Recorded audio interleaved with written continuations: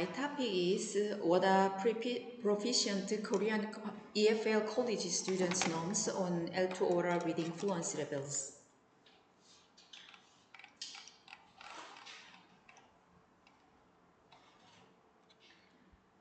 I will explain in summary about my proposal.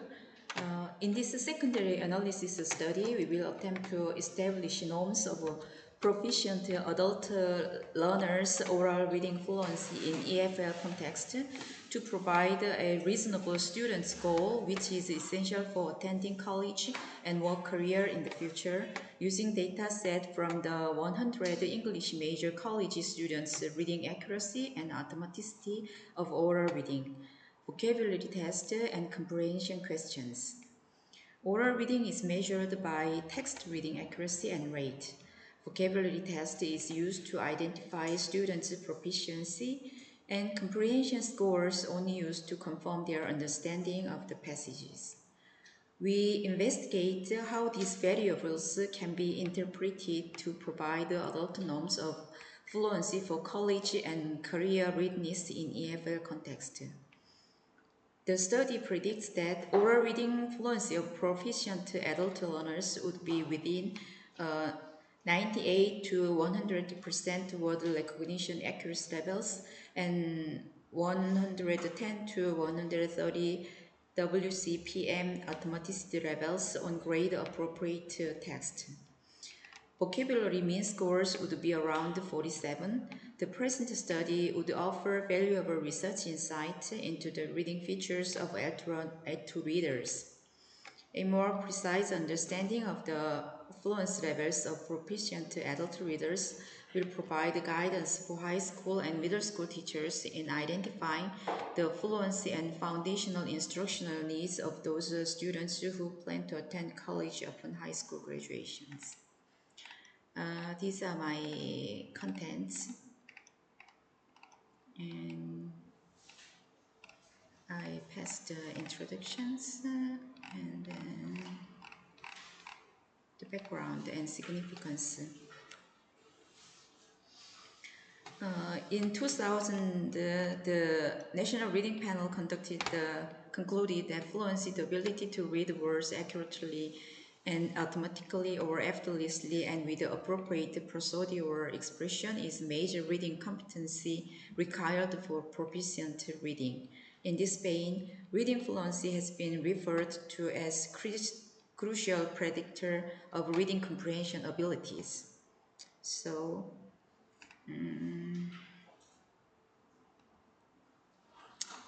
it is generally agreed that fluency is made of two components. The first is combination of word recognition accuracy and automaticity, and second is expressive or prosodic reading. In this paper, I'll examine the word recognition accuracy and the automaticity part.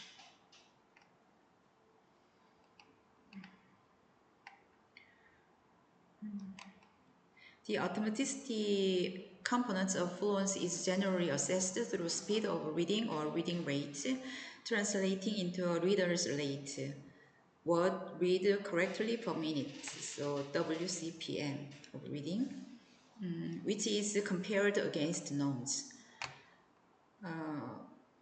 These days, many students continue to struggle with the fluency throughout the secondary grades. So,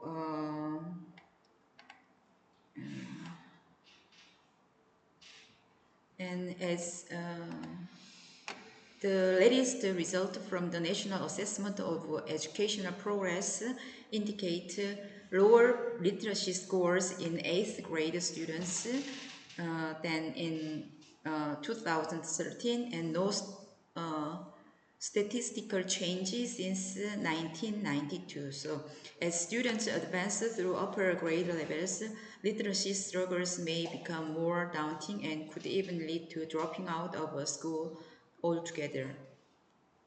So, considering the importance of a strong foundational text processing skills such as word recognition, decoding, automaticity, and prosody that are essential to running from increasing volume and complexity of text reading in the school years, beyond the secondary schools, detecting problems and intervening seems urgent.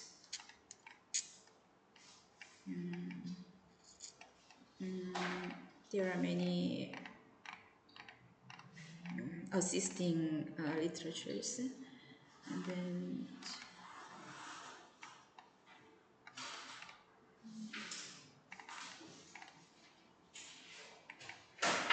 I first reviewed the importance of reading fluency in reading achievement.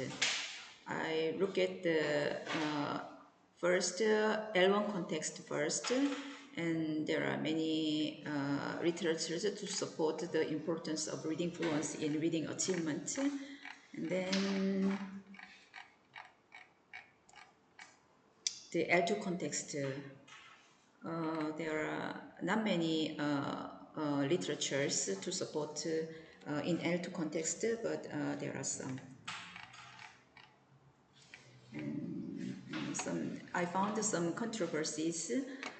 First, in L2 context, the contribution of decoding abilities to reading comprehension incrementally decreased with the reading development. And in part, this reflects the changing nature of what we mean by the construct of decoding, word recognition and automaticity as reader transition from simple sight word recognition and decoding to the more mature, complex skill of silent word recognition and decoding in the context of comprehension.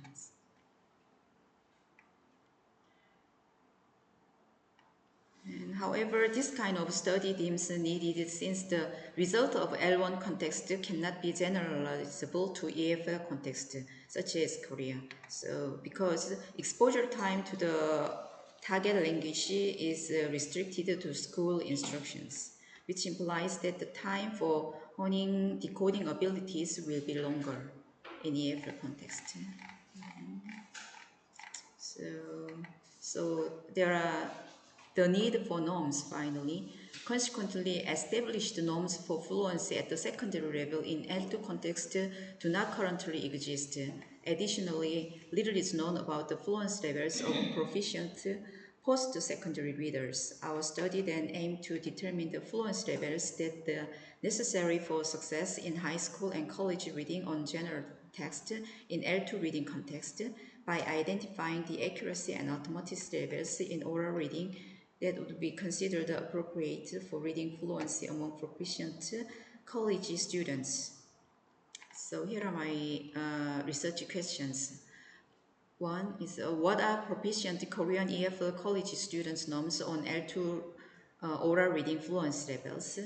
The next one, how are the features of oral reading fluency components of proficient Korean college students, such as word reading accuracy and oral reading rate? Research, here my method is primary way to collect data is first one, word recognition accuracy and automaticity for reading fluency norms, and then reading comprehension test for reading fluency assessment, and then vocabulary test for reading proficiency assessment. Participants, I will assess 100 English major college students for reading fluency on 4 separate secondary level passages that varied in difficulty and topics. For treatment 1, among subset of language comprehension abilities, I will test the vocabulary knowledge for their to know about their proficiency levels.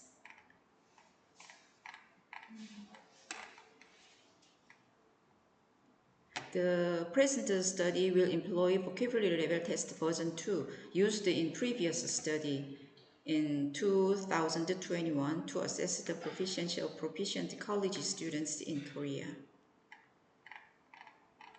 And then, and I used the same materials which was used in the previous studies. And in treatment 2, we will use the individually administered diagnostic testing tool the informal reading inventory designed to evaluate various aspects of students' reading performance, such as word recognition, reading rate, and comprehension. It also used by previous studies, so I adopted this one.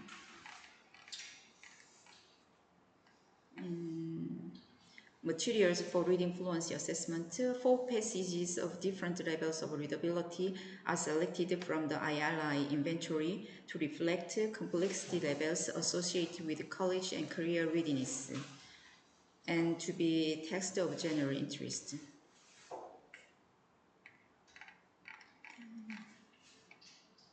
And materials for reading proficiency assessment, the comprehension checks. Each passage of IRI includes 10 comprehension questions.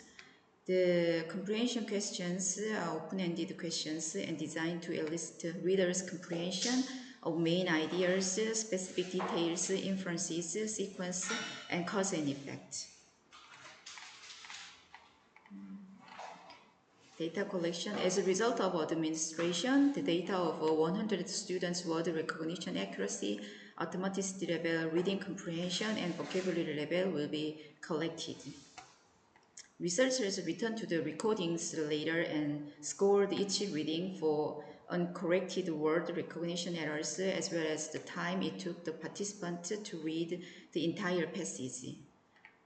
The following calculations will be made: accuracy and automaticity. Vocabulary scores and comprehension test scores will be taken. And data analysis, and then firstly, vocabulary scores will be analyzed for proficient assessment. Secondary, each participant percentage of words read correctly for each passage and reading rate or total number of words read correctly per minute will be taken.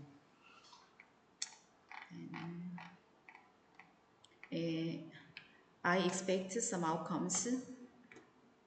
We predict that the automaticity fluency norms for proficient college readers would appear to have a range of approximately 110 to 130 WCPM on grade appropriate text in L2 context.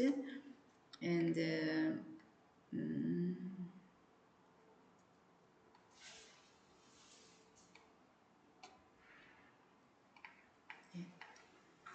and discussions of anticipated result. And what are proficient Korean EFL college students' norms on L2 oral reading fluency levels?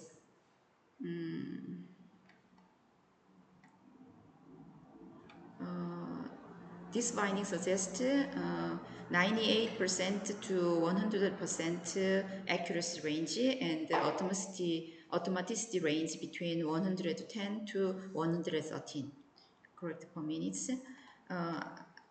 We expect the proficiency level of the whole participant is advanced and that they all get first or second grade in their vocabulary test.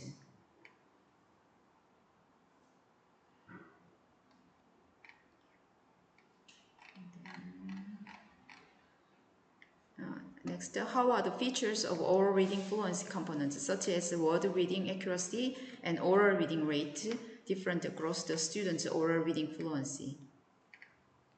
We expect accuracy range and automaticity range, and which show a profile of accurate but a bit slow reading fluency compared to L2 readers who show the mean word recognition accuracy score was 99% and the mean automaticity score is nearly 150 WCPM.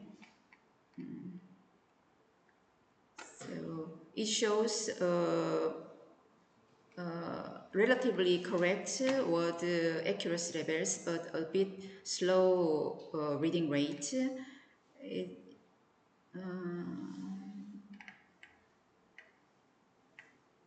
The research said it shows the developmental stage of proficiency.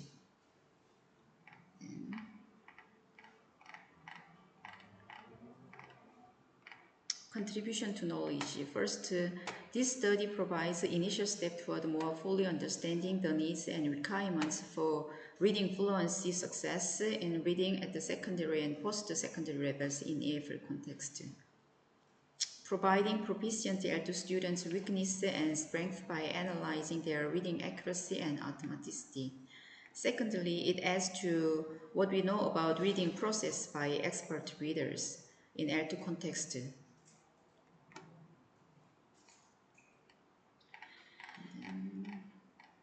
Implications.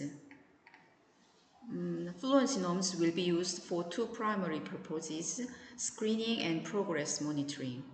When fluency is used to screen students to answer these questions, decision makers rely on fluency norms.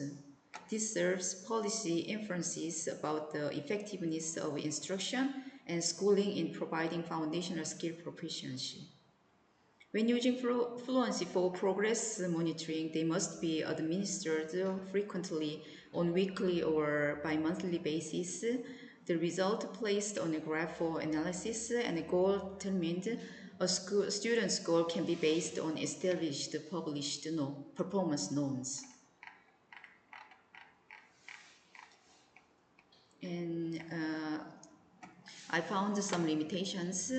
First, measuring ORF using a single ILI might not fully demonstrate the students' reading fluency skills. And second, the sample size is relatively small due to the test format requiring individualized test administration. And then third, given our use of sampling, we recognize that the demographic makeup of our sample may not be a fair representation of all proficient adult learners. And fourth, the present study do not examine fluency levels by group, for example, gender, major, and etc., or text type, narrative or expository. Greater diversity and specificity of that diversity would enhance future work in this area. Fifth, we recognize that the length of text used in the present study are not necessarily reflective of text the secondary and post-secondary students encounter. And then sixth, our study also includes only the word recognition aspect of fluency, accuracy, and automaticity. As prosody in reading is also an important component of reading fluency, maybe future research at the college level should include measures of this indicator.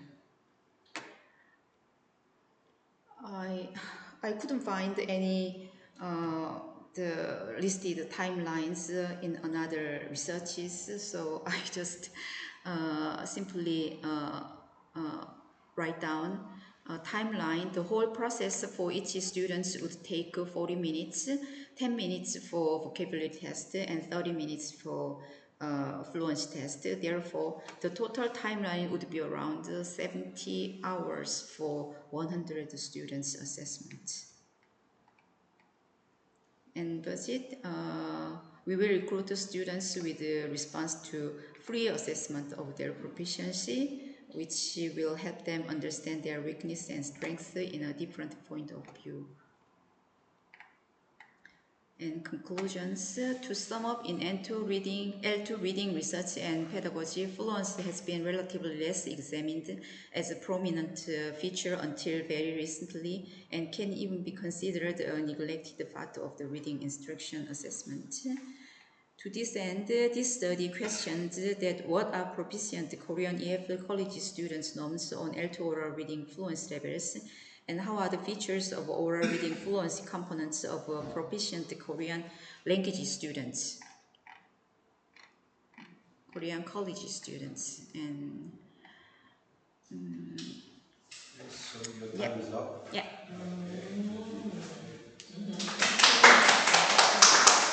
Okay. So the final presenter. Don't worry, it will be shorter. So, okay, let me close this one and okay.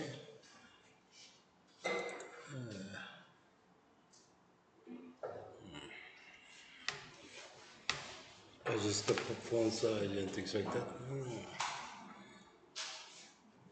Motivation, okay. Why don't you, yeah. How to make it bigger? How to make it bigger? Control. Right. This is my topic. Actually, I think my topic is very classic.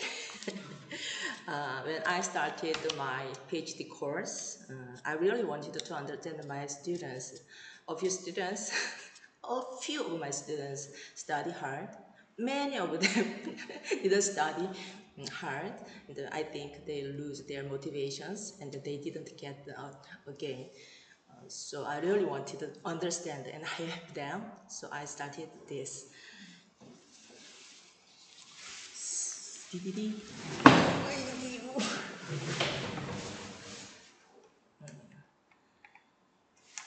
In English, the term education etymologically stems from educate, where e means out and deuce means to lead. So it essentially means to pull out.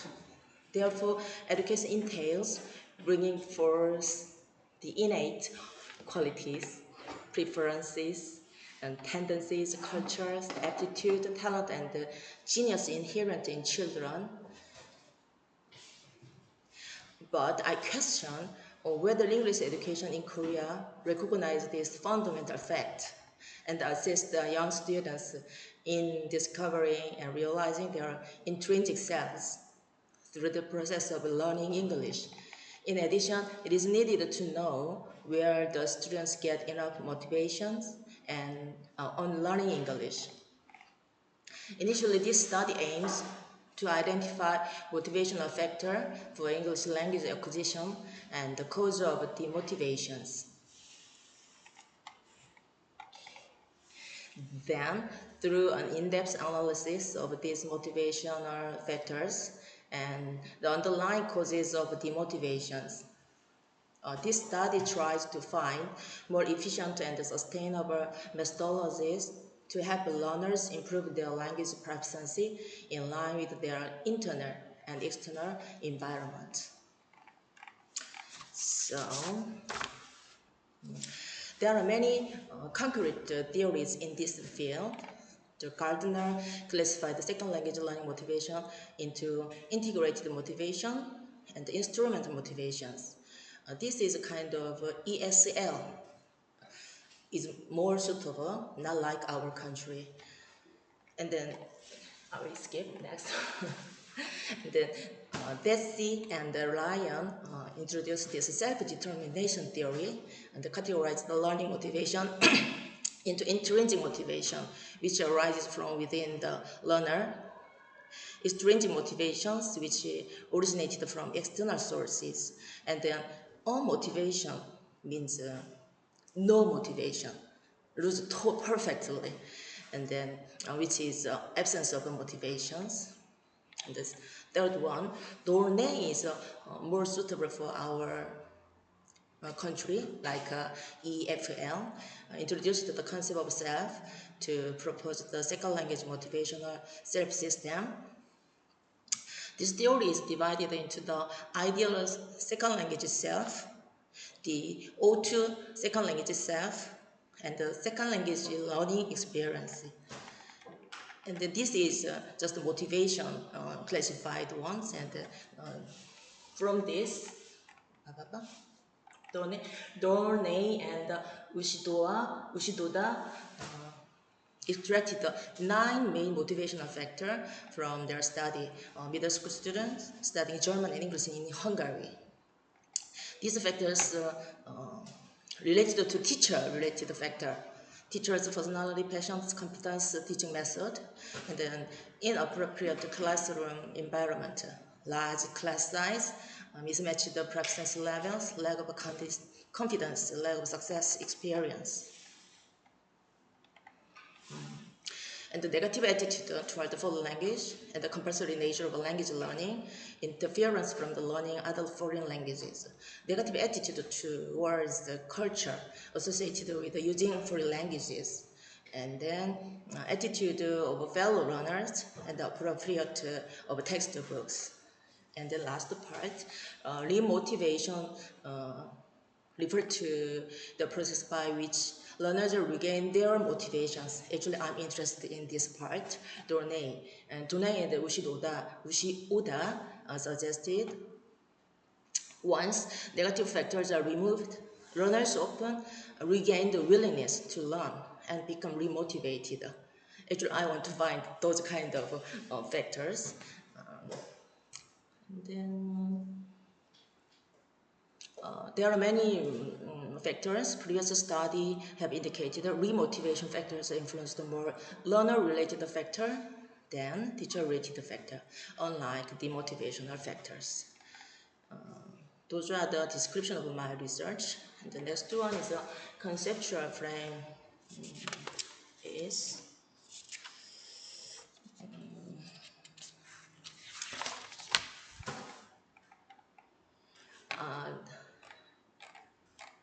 some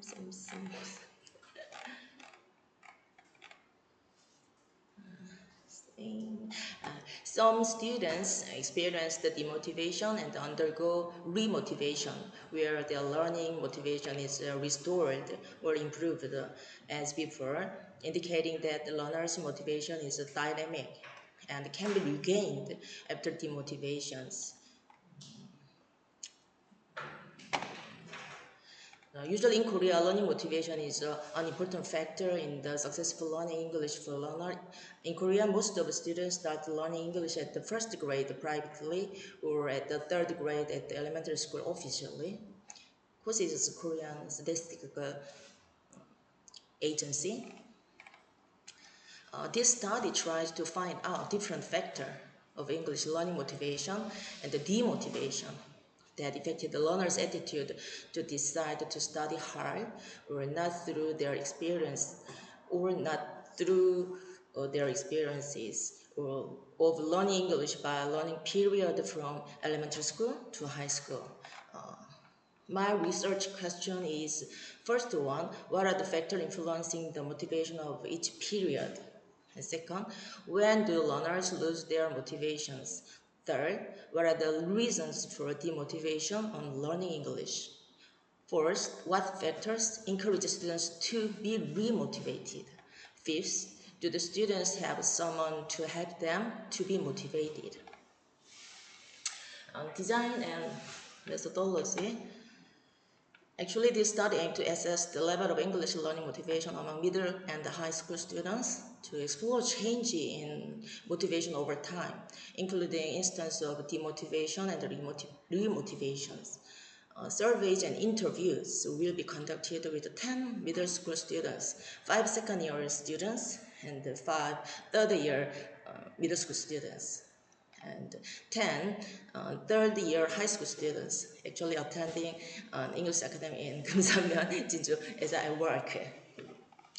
This study adopted a mixed method approach, sequentially conducting qualitative and quantitative research to investigate motivation, demotivation, and remotivations.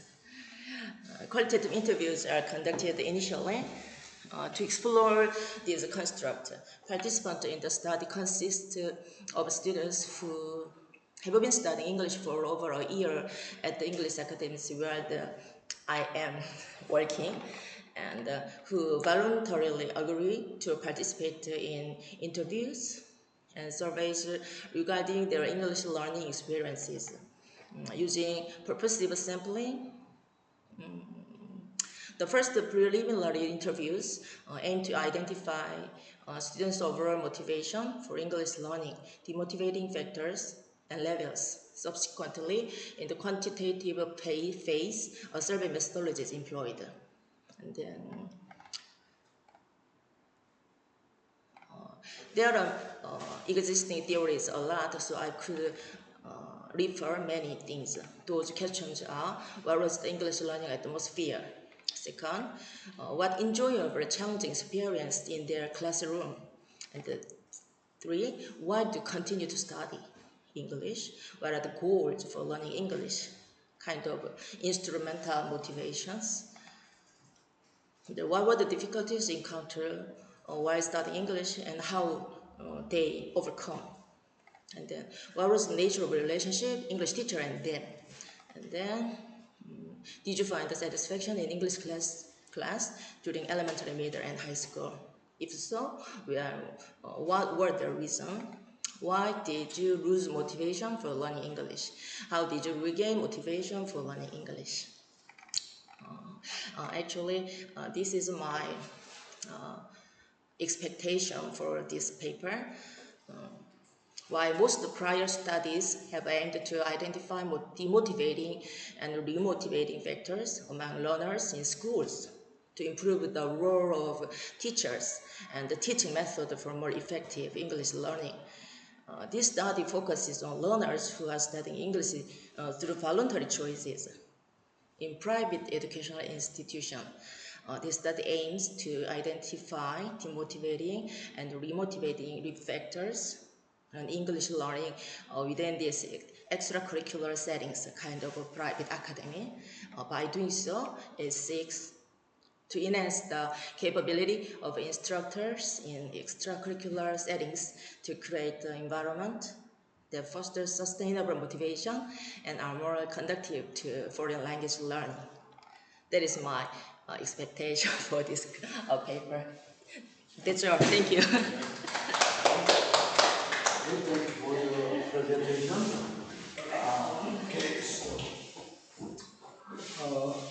So like you said, the next thing that you need to do is,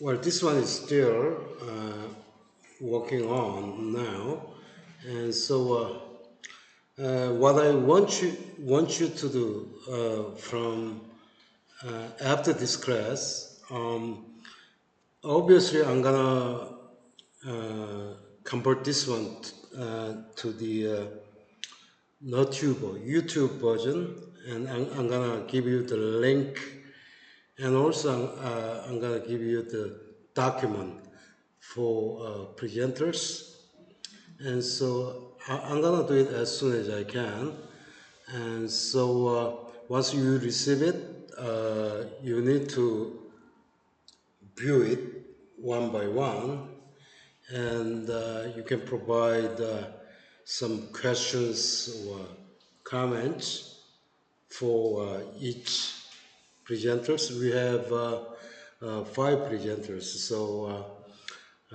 you need to write down the comment for rest of 4 presenters except you, okay? And so it could be a good point or a bad point, or it could be anything, okay? And so I want you to do the work with the Word version, okay? Word documentation version. And so the due for this one, this really final assignment is going to be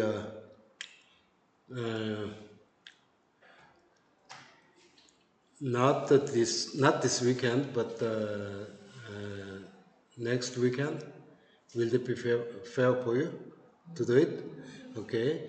And so when you send it to me, the documentation, the comments on the other presenters, I'm also providing feedback for 5 presenters, okay, about about the format, or about the content, or about the style and things like that, okay. And so I'm gonna merge the mine with your comments in general, and then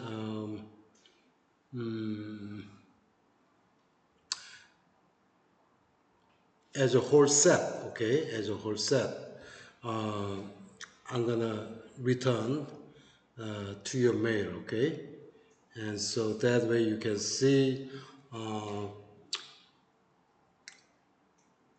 comments from whom and what are those and things like that, okay? And so you can think of the your writing research proposal. So maybe you can revise yours based upon the comment from the peers and myself. You can revise your proposal, content, or anything. And so, questions? No questions? Regarding the, schedule, the way we work right here, usually uh, when students submit the proposal, that depends upon the stage, okay? And so previously we had a condition for that. So students needed to submit the article, and then that article can be a pilot study, okay? And then based upon that, they provide the proposal for the further study, okay? And so,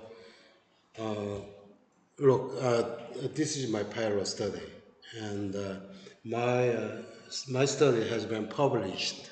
So, based upon this one, the problem was sample size or the measurement scale or anything.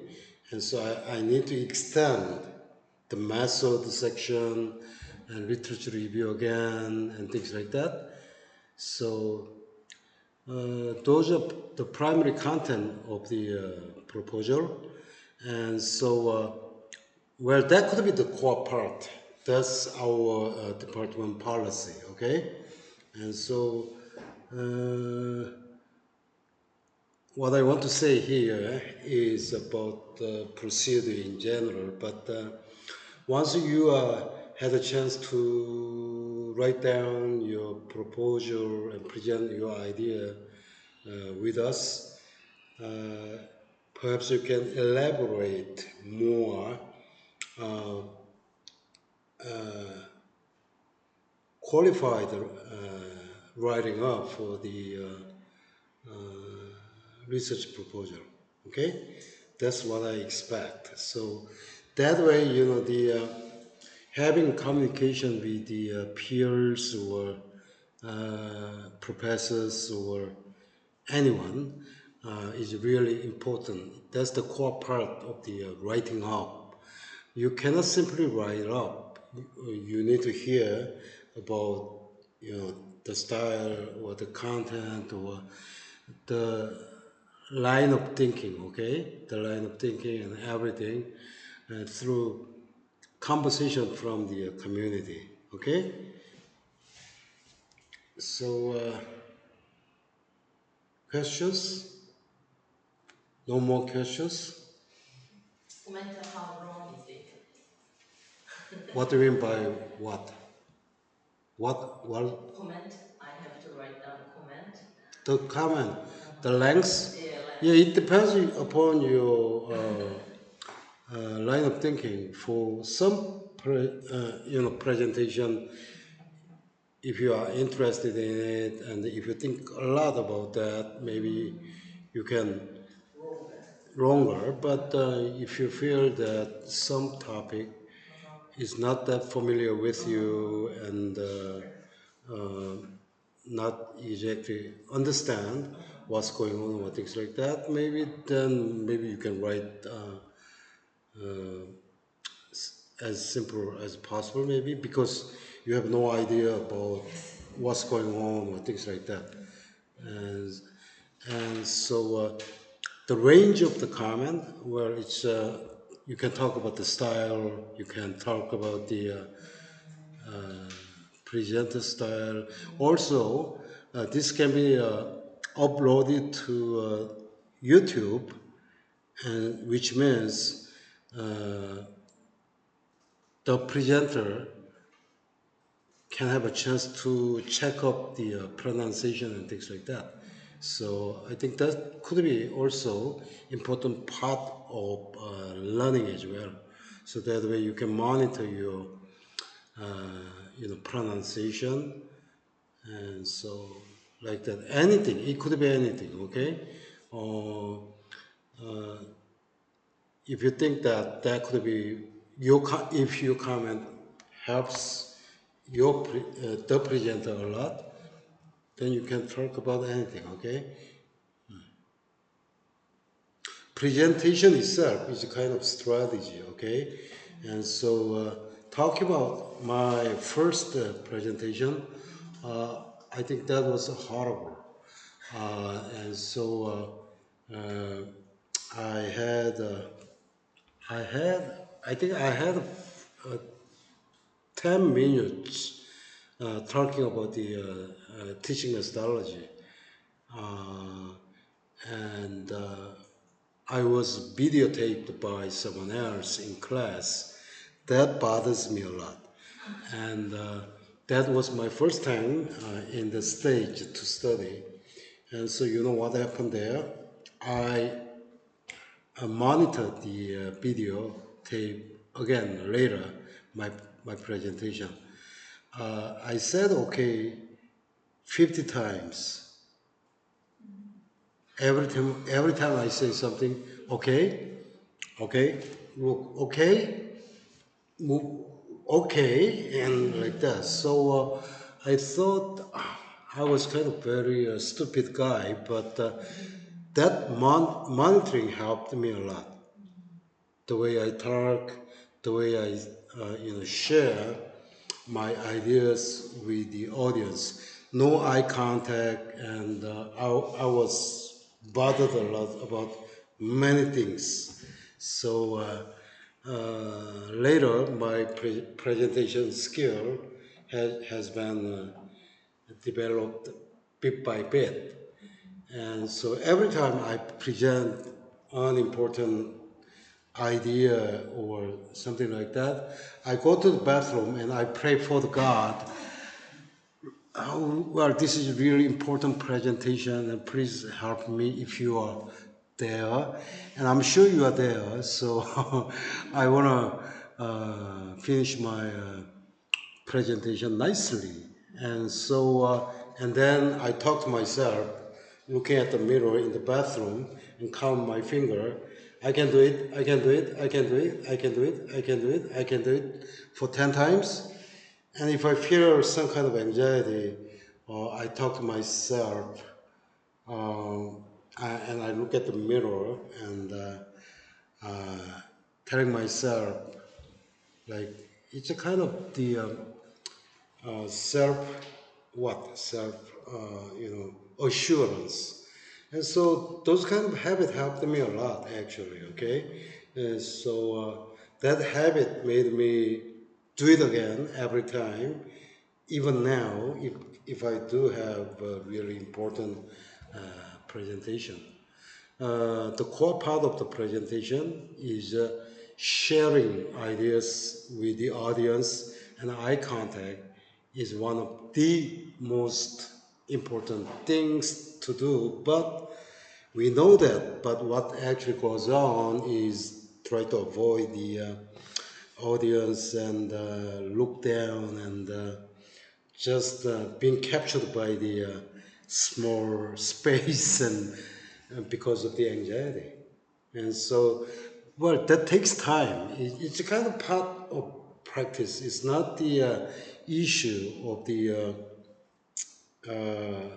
brain or intellectual ability, but it's just like practice. Driving a car, or how to swim, or things like that. If you're worried about that, do it as many times as you can and monitor it. And so I think most of you did a good job of presenting your idea and sharing with us. And so I appreciate for your work. And let me finish today's class. Thank you.